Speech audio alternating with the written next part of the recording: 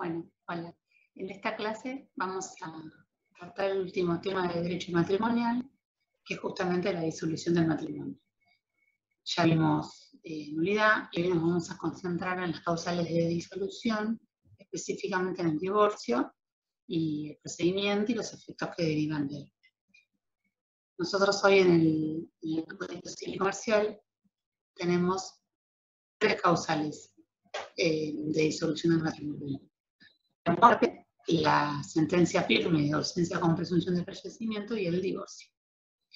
Vamos a concentrarnos en este último, que es el que presenta raras aristas. La ausencia con presunción de fallecimiento presenta una simplificación en el Código Civil y Comercial porque la sentencia firme decreta automáticamente la disolución, cosa que no era así en el Código Civil, que era un poco más complejo.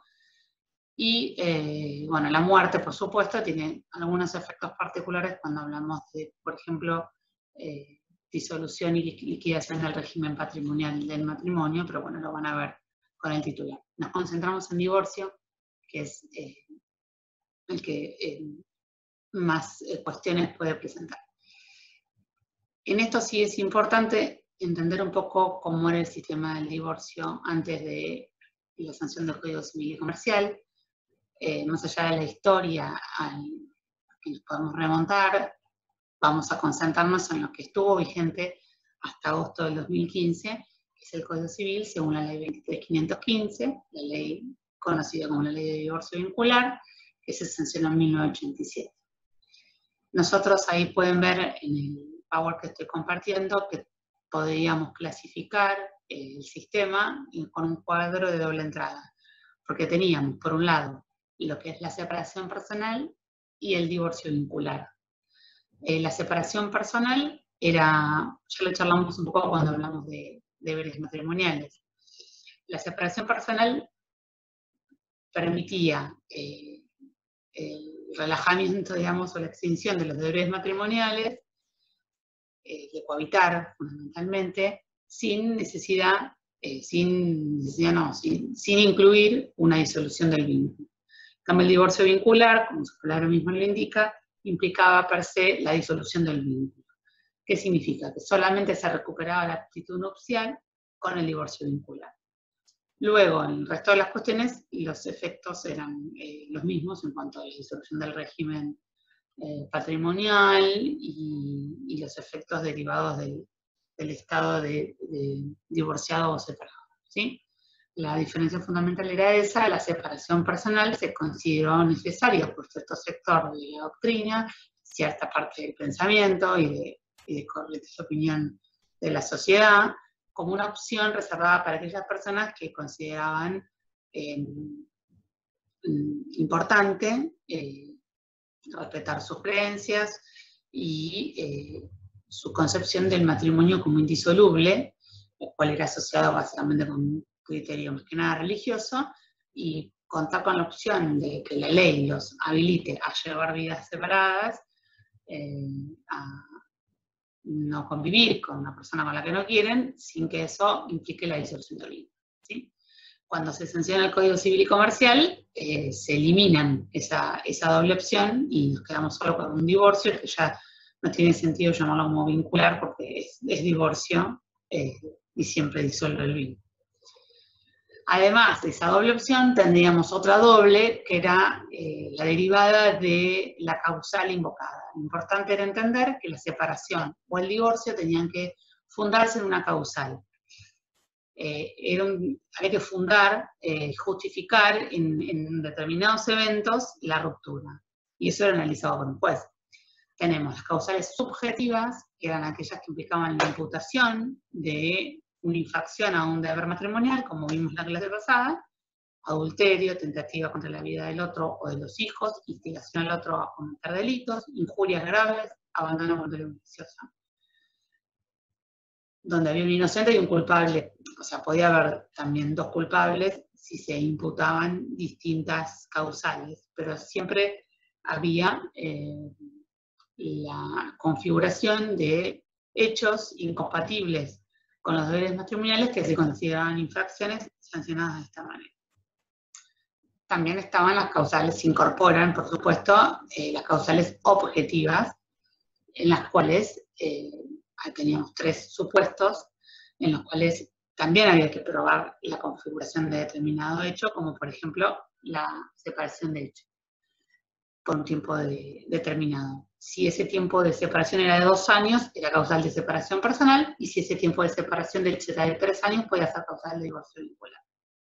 También existía la presentación conjunta, que era un divorcio en el cual las partes manifestaban ante el juez las causas que hacían moralmente imposible la vida en común, y por supuesto el juez tenía la posibilidad de considerarlas graves o no, pero quedaban reservadas a esa audiencia y no quedaban expuestas ni escritas a título de imputación.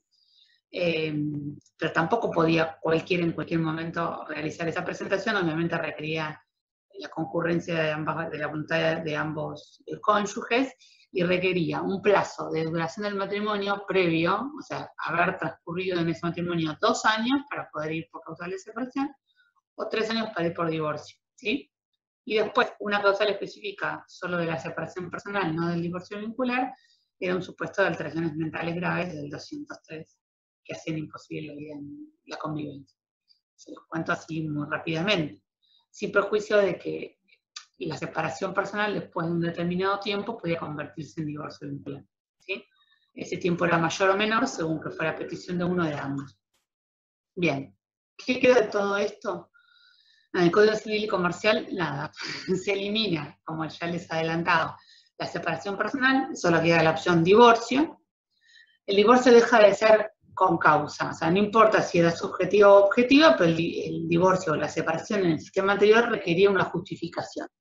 Hoy se entiende en los fundamentos del proyecto que esta es una materia que tiene que estar exenta a la autoridad de los magistrados, como parte, por lo tanto, de la autonomía de la voluntad y a la intimidad de las personas, que se entendió que era en algún punto hasta inconstitucional o una injerencia arbitraria del Estado, que un juez, un tercero, analice si las razones que yo tengo para separarme son o no justificadas, si hay un culpable o un inocente, que no siempre es así, obviamente, y que eso fuera analizado por la judicatura, como si fuera una cuestión litigiosa, con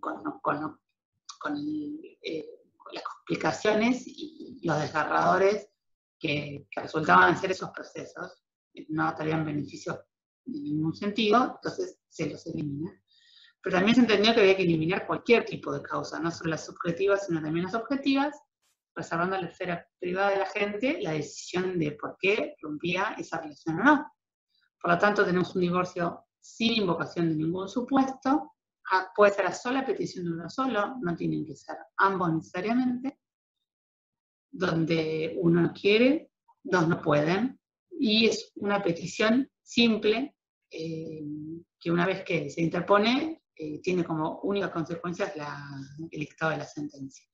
No hay nada que pueda hacer la otra parte, no puede oponerse, no puede decir yo no quiero, o si lo dice, no cambia la suerte del proceso. Lo único que exige el código como requisito de admisibilidad de la petición, que ni siquiera se entiende que es una demanda, es una solicitud, es la formulación de una propuesta que regule los efectos derivados del divorcio. O sea, lo que se entendió en la doctrina es que lo controversial no debería ser por qué nos divorciamos, sino cómo vamos a vivir después del divorcio. Entonces, ¿de qué tiene sentido discutir años si soy inocente o culpable? Si la otra persona cometió adulterio o yo cometí injurias graves, y lo importante es ver qué vamos a hacer. Una vez que el vínculo evidentemente se terminó, ¿qué vamos a hacer con los alimentos de nuestros hijos y si existieran entre nosotros? ¿Qué vamos a hacer con la división de los bienes? ¿Qué vamos a hacer con el ejercicio de la responsabilidad parental en todas sus facetas? ¿Qué vamos a hacer con la atribución de la vivienda? ¿Corresponde o no una compensación económica? Esas cuestiones son las que se tienen que regular y no la disolución del vínculo en sí. ¿Sí? Claramente el vínculo, desde el momento en que uno lo pide, está extinguido, y lo que le tiene que importar a la ley, porque en definitiva es lo que va a pasar a partir de ahí, sobre todo cuando hay niños involucrados, es evitar la litigiosidad en cada uno de esos temas, y lo que entendían los redactores del proyecto en su momento, y los que sostienen este procedimiento, es que el divorcio debería ser la oportunidad para tratar de eliminar la mayor cantidad de obstáculos o limar la mayor cantidad de asperezas. Entonces, bueno, el divorcio va a salir a petición de uno solo sin ninguna dificultad, pero te pido el esfuerzo de que te pienses divorciado y que me hagas una propuesta de cómo vos crees que vas a regular tu vida con tu ex en relación a tus hijos, a los bienes, a la casa, a todas las cuestiones que esta familia pueda tener involucradas, para ver si podemos avanzar en los acuerdos. Obligarte a pensar y a sentarte y hacer una propuesta. ¿Cuáles son las posibilidades? Como la petición puede ser por uno solo o por ambos, se nos presentan varias situaciones. Que haya una petición de divorcio unilateral con una propuesta de acuerdo unilateral, que la otra parte va a tener la posibilidad de contestar aceptándola o haciendo una contrapropuesta, y que la petición de divorcio sea bilateral, en donde tampoco necesariamente tienen que venir con un acuerdo, que sería lo ideal, una petición conjunta con un acuerdo, pero también puede ser que esa petición no vaya acompañada por un convenio regulador, que sería el acuerdo propiamente dicho, sino con propuestas distintas, allanándose el primer paso de que uno haga un pedido y el otro conteste el suyo. ¿Sí? Tienen que acompañar elementos en los que fundan, como para justificar mínimamente al juez los extremos que están tratando y las razones por las cuales lo están resolviendo de determinada manera o están proponiendo resolverlo de determinada manera, y el juez puede ordenar otras pruebas complementarias. Esas propuestas son evaluadas por el juez. A ver, si hay acuerdo, no hay duda, la propuesta de uno es aceptada por el otro, o arrancamos con un convenio de entrada, luego el juez tiene la posibilidad de controlar si eso perjudica los intereses de algún integrante del grupo familiar y no homologarlo. Pero en principio se entiende que esos acuerdos van a ser homologados con la sentencia, ¿sí? El problema quizás se le presenta al juez cuando no hay acuerdo. Entonces evalúa esas propuestas, puede tratar de autocomponer a las partes, debe intentarlo en una convocatoria a una audiencia, pero lo importante es que ninguno de estos abordajes, los traslados, la contrapropuesta, la aplicación de audiencia y todas las instancias que el juez pueda establecer para tratar de autocomponer los litigios, no puede evitar el dictado de la sentencia, ¿sí? Y después, la falta de acuerdo en puntual en cada materia, cuando el juez entiende que está agotada la instancia de trabajo en el marco del divorcio, tendrá que buscar su camino. Entonces, no hay acuerdo en los alimentos, se iniciará el juicio de alimentos. No hay acuerdo en el tema de los bienes, se iniciará la liquidación de la comunidad. No hay acuerdo en quién va a usar la vivienda, se iniciará el procedimiento de la atribución de la vivienda, ¿sí? Puede ser que haya acuerdos parciales, por ejemplo, nos ponemos de acuerdo en el ejercicio de la responsabilidad parental, en el cuidado personal y en los alimentos de nuestros hijos, pero no nos ponemos de acuerdo en los bienes. Bueno, se podrá homologar lo que se acordó y el resto seguirá su camino, ¿sí? ¿Cuál es el contenido que tiene que tener ese convenio regulador? Se llama convenio cuando realmente hay acuerdo de voluntades, y propuesta de convenio cuando es unilateral, ¿no?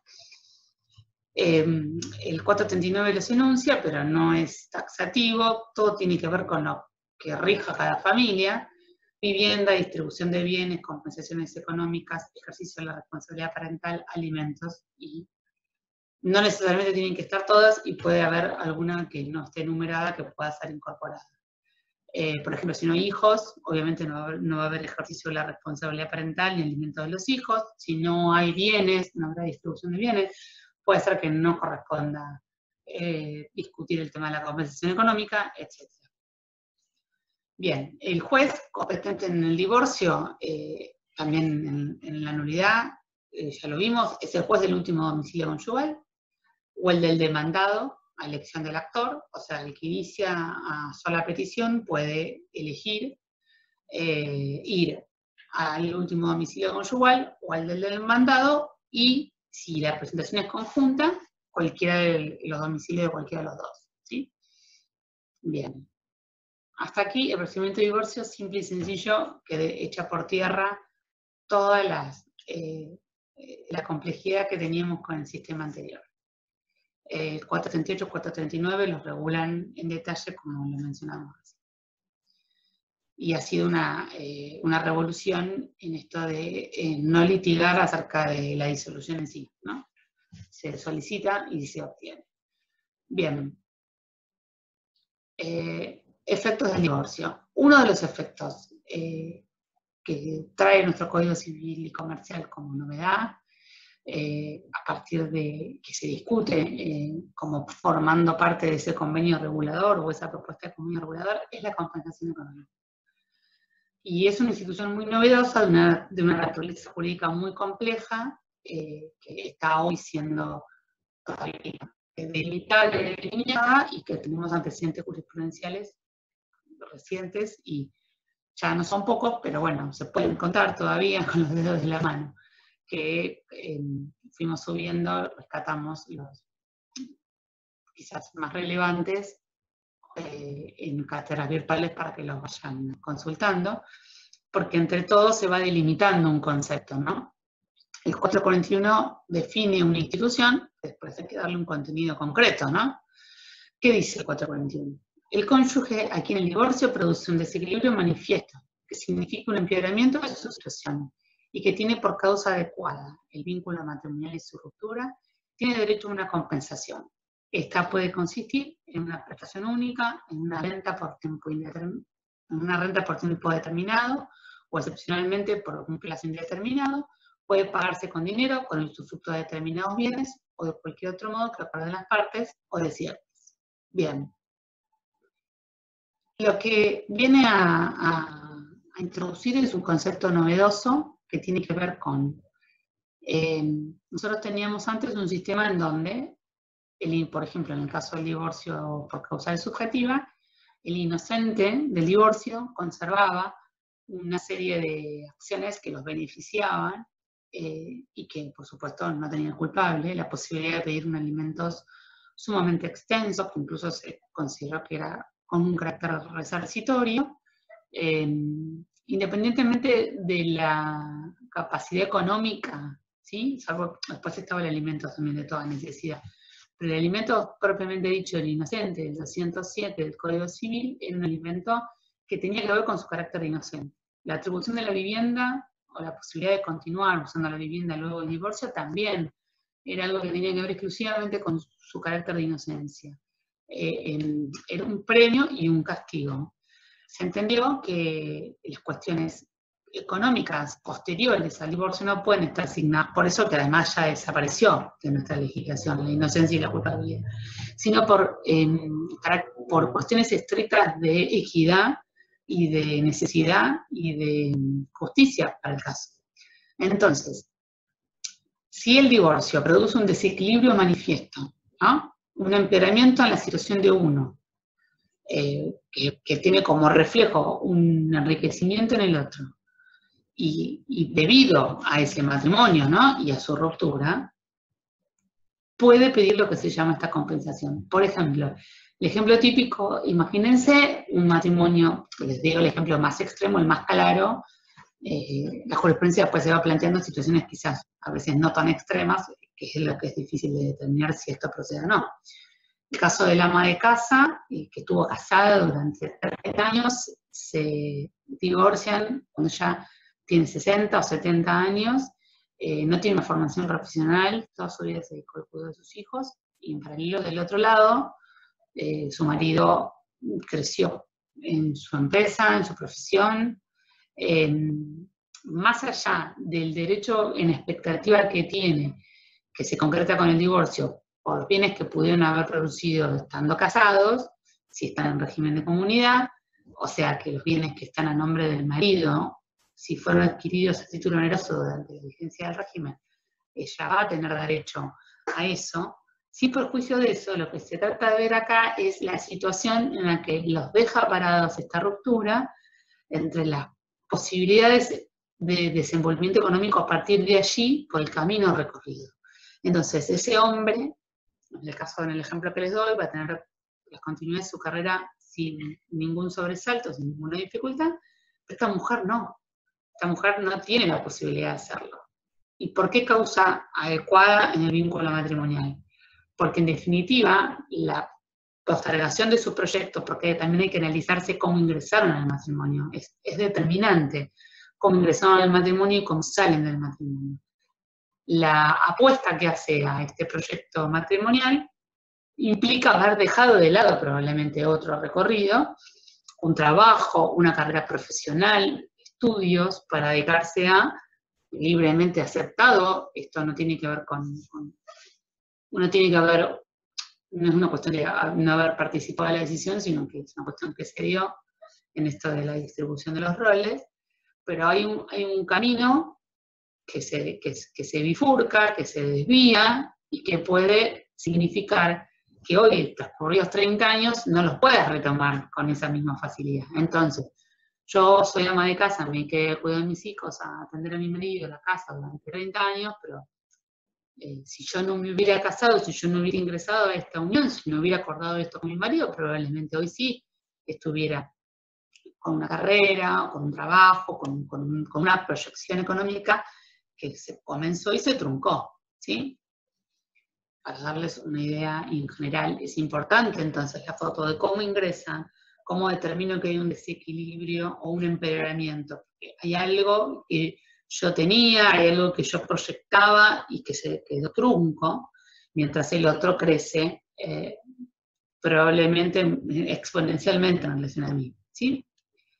Bien, ¿cómo se determina o cómo se puede? Se puede acordar en el convenio regulador, cosa difícil que suceda, es difícil de reconocer esto, o determinado judicialmente, solicitándolo el cónyuge que se considera con condiciones para exigirlo.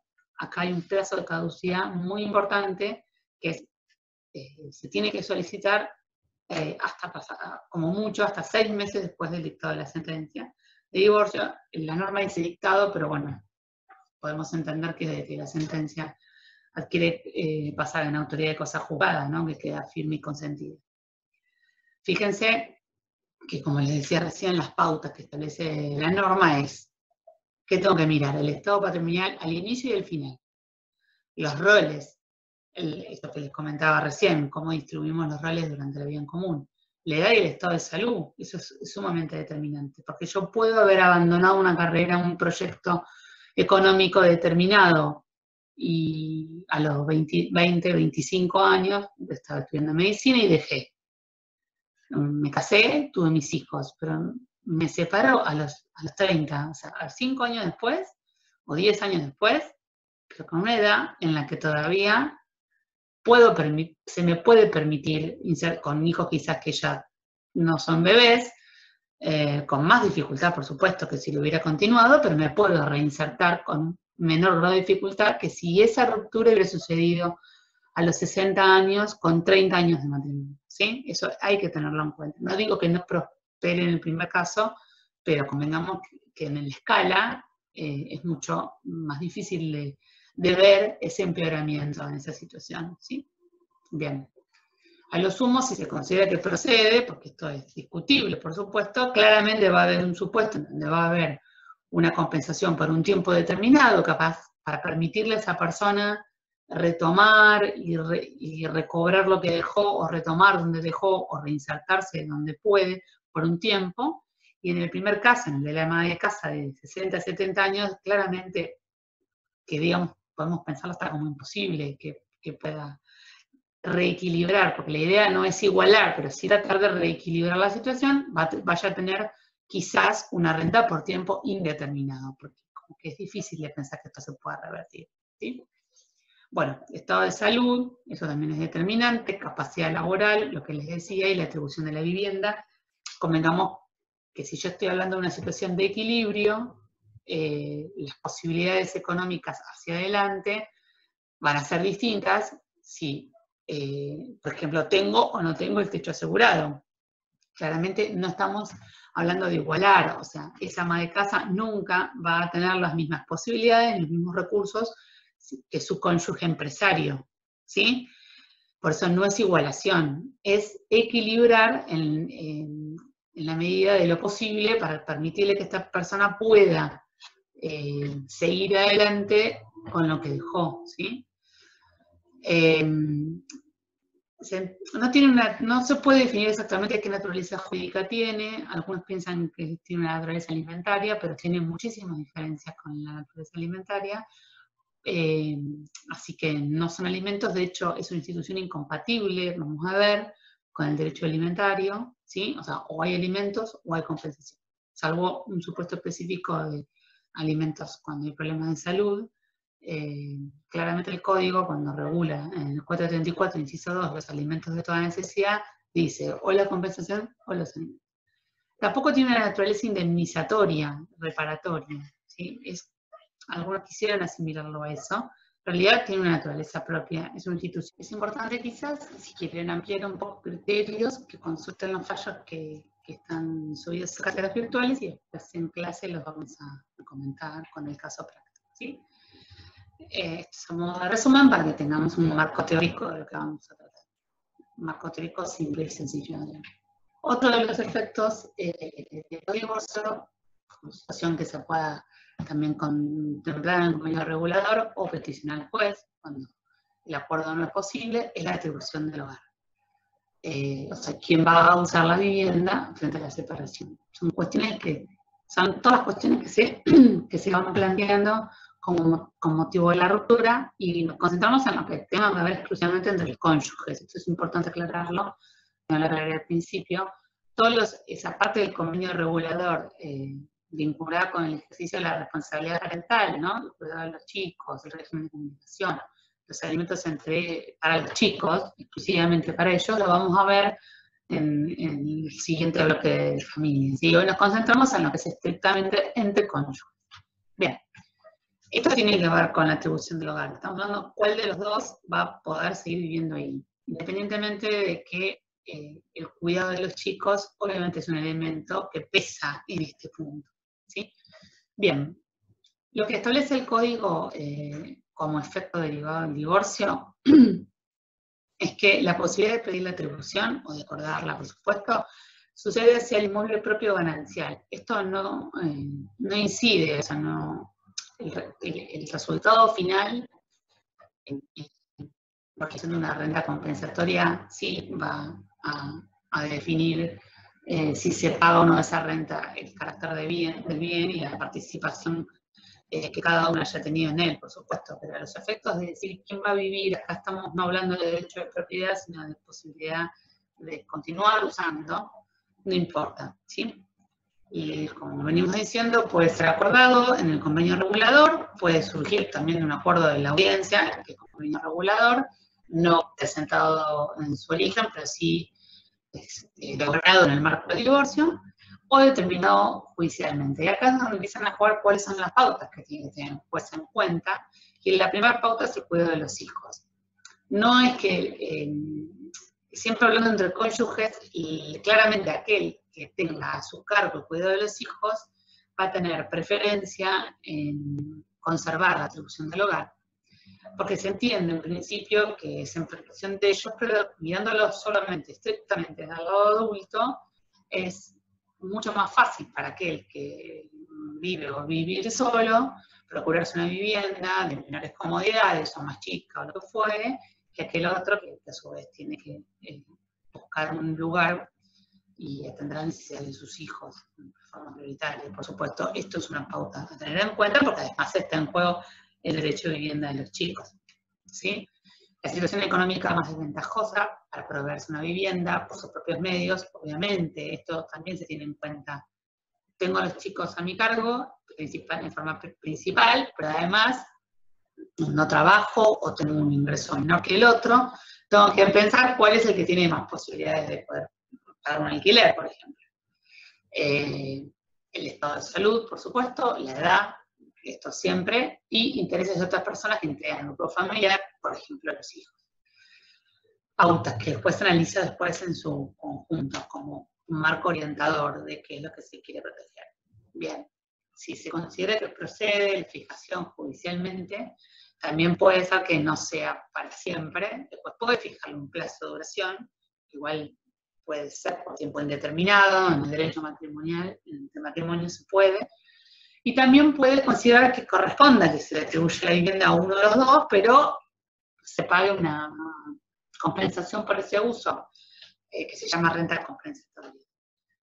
También puede el juez establecer otras condiciones que el inmueble sea enajenado sin el acuerdo expreso de ambos, y que el inmueble en condominio no sea partido liquidado, ¿sí? ¿Qué pasa cuando el inmueble no es propio de ninguno de los cónyuges? Propio no como calificación, no es de titularidad de ninguno de los cónyuges, sino que los cónyuges se alquilan, que es el supuesto muy frecuente en la práctica. Muchas veces el que alquila o el que figura como locatario no es aquel a quien se le atribuyó el uso, o va a ser aquel a quien no se le va a dar el uso de la vivienda, y el que sí va a seguir usando la vivienda no tiene participación en ese contrato de alquiler frente al otro. Bueno, ¿qué hace la ley? ¿Cómo lo resuelve? Dice que el cónyuge no locatario, o sea, aquel que está fuera de la relación contractual, tiene derecho a continuar en la locación hasta el vencimiento del contrato. Es una limitación que se le impone a esta libertad de contratar y al locador de tener que respetar el uso de esa propiedad en manos de otra persona distinta del inquilino propiamente dicho. Lo que el código acá no establece es necesariamente quién continúa con el pago de la renta. Obviamente frente al locador el responsable va a seguir siendo el mismo, pero bueno, tendrá que después determinar en el complejo de las situaciones que regulan esta disolución del matrimonio, si esa renta la paga uno, la paga el otro, si se establece como parte de integrando algún tipo de cuota alimentaria o lo que corresponde. Bien. Otro efecto derivado del divorcio, un poco lo vimos ya, cuando veíamos alimentos vigentes del matrimonio. Yo les contaba que vigente el matrimonio los alimentos tienen unas pautas para fijarse que tengan que ver con la distribución de roles, que se aplican incluso durante la separación de hecho, que igual son alimentos mínimo o de toda necesidad, pero alcanza a comprobar simplemente, bueno, hay un estado de necesidad producto de haber sido el otro que contribuyó constantemente con mi sostenimiento, y yo necesito ahora eso para vivir. Eso estando vigente el vínculo, 432, 433. Frente a la disolución no se cambia. La regla pasa a ser la contraria. Los alimentos no continúan. Solamente, excepcionalmente, se prevén dos supuestos en los que podrían ser, pero son súper excepcionales. Uno es la enfermedad grave preexistente del divorcio, que le impide autosustentarse. Si el alimentante fallece, incluso esta obligación es una carga, se transmite a los herederos. Y el otro es no tener recursos propios suficientes ni posibilidad razonable de procurárselos. O sea, no es solo decir, bueno, él sostenía mi economía, yo ahora se me complica, estando separada, de hecho, fijar una cuota de alimentos por estar casada. Ahora es mucho más estricto el análisis, o sea, no tengo que tener recursos ni posibilidad de tenerlos, ¿sí? Y de llegarse a considerar que se fija una cuota, tiene una duración, no puede durar más que el número de años que duró el matrimonio, ¿sí? Y vuelvo a decirles, este supuesto, no el primero, el de la enfermedad grave preexistente, por ejemplo, el tema de salud mental es muy común en ese inciso A. Este segundo es incompatible con la compensación económica, porque si ustedes ven, más allá de que son dos cosas distintas, la cuota alimentaria que la compensación económica, aquella tiende a equilibrar un desequilibrio, o la redundancia, producto de una dinámica familiar. Más allá de que también está basado en una dinámica económica familiar, habla de la cobertura de las necesidades básicas y una manutención. La naturaleza y la diferencia no es la misma, al punto que, por ejemplo, la compensación económica es un derecho patrimonial, exclusivo, particular y privado que puede renunciarse, que puede pactarse libremente, de la manera que fuere, sin la injerencia del Estado. En cambio, el alimentos tiene una naturaleza de orden público, no puede renunciarse. Sí puedo renunciar a lo que me debe para atrás, pero no puedo renunciar, los acuerdan para adelante. Es muy distinto. Pero bueno, se elige un camino o el otro. Con los casos quizás los vamos a ver más claro. Los alimentos, estos, si se llega a considerar que corresponden, cesan. Si desaparece la causa que lo motivó, como siempre. Si el alimentado contrae matrimonio o vive una unión convivencial, porque empieza a ser incompatible esta situación con que mi ex cónyuge, porque ahora ya es ex, siga sosteniéndome económicamente, que yo haga de nuevo, digamos. Y si el alimentado incurre en algunas causales de indignidad, son las mismas causales de CC que vimos en el 432 y 433, nada más que acá se agrega contraer nuevo matrimonio, porque en aquel entonces estábamos a lo sumo separados de hecho, y ahora ya estamos divorciados, o sea, puedo volverme a casar. Otros dos temas que se analizan como efectos del divorcio, que básicamente se los enuncié, van a poder leer mucho más si les interesa. Uno es el de los daños y perjuicios. O sea, hay toda una corriente de opinión, sobre todo cuando teníamos el divorcio con culpa, en donde claramente si vos obtenías una sentencia de inocencia porque el otro había sido infiel o había cometido injurias o abandono y todas las causales que se les ocurra, había una corriente de opinión que consideraba que a partir de allí vos podías reclamar daños y perjuicios por la comisión de esos hechos. No, quizás se decía, no por el divorcio en sí, sino por los hechos generadores, porque eran claramente el incumplimiento de un deber, y de un deber genérico de no dañar. Y se metía el derecho de daños en el derecho de familia, un poco como veíamos cuando vimos Esponsales. También ya existiendo el divorcio sanción, porque así se llamaba, divorcio sanción, y cuando era por causal objetiva se llamaba divorcio remedio. Cuando existía el divorcio sanción, también igual había una corriente de opinión que consideraba que ya bastantes sanciones tenía el procedimiento de divorcio, porque el cónyuge inocente podía pedir alimentos, atribución de la vivienda, tenía ventajas que no tenía el culpable. Se entendía que el sistema tenía su propia válvula de escape y su propia resolución económica de los temas por la propia culpa, que no necesitaba meter el derecho de daños en el derecho de familia. Bueno, hoy en día el código no dice nada al respecto, pero quizá, o sea, podría seguir existiendo este doble debate, daños sí, daños no, que se los dejo para que lo lean, es muy interesante, sobre todo si les interesan los temas de responsabilidad civil, pero lo que deja sabor o sensación a que estamos cada vez más lejos del sí y más cerca del no, como que no se puede, es que desaparece el divorcio sanción. O sea, si yo ya no tengo deberes matrimoniales en su connotación jurídica, ¿no? Que generen una sanción por su incumplimiento, porque desaparece el divorcio como sanción, porque desaparece el divorcio por causales subjetivas, ¿por qué tendría yo un sistema de daños que acompañe, ¿no? Discutible. Alguna corriente de opinión considera que yo puedo transitar el divorcio, así como lo vimos, sin hablar de causales, y que eso no enerva la posibilidad de iniciar un reclamo por daños si yo fui sometida a una situación de agravio por mi ex cónyuge, como si mi ex cónyuge fuera el que me chocó con el auto, o sea, analizarlo bajo la misma óptica de la responsabilidad civil. La discusión queda abierta.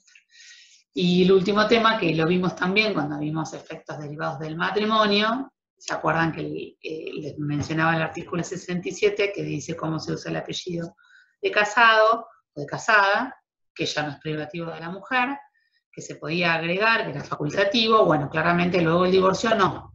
La regla es que no se puede, hay que dejar de usarlo, salvo que por motivos razonables el juez lo autorice, por ejemplo, porque ya se conoce a esa mujer con el apellido de y su marido. Frente a la muerte, que también es causa de disolución, puede seguir usándolo hasta que contraigan nuevas nupcias o formen una nueva unión convivencial.